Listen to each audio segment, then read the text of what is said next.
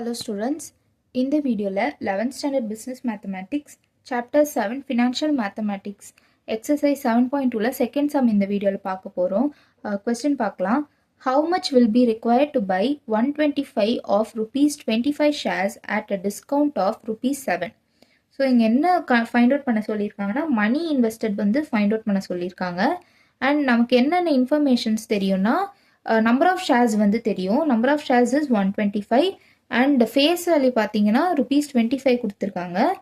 And discount வந்து எவ்வளோன்னு கொடுத்துருக்காங்க. ஸோ நம்ம ஃபஸ்ட்டு கிவன் எழுதிக்கலாம்.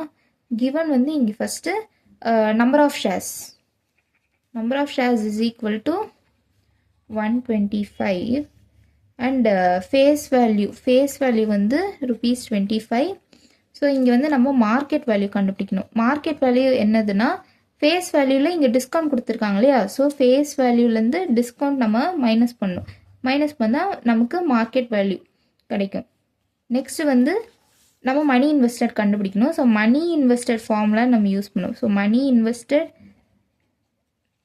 Is equal to number of shares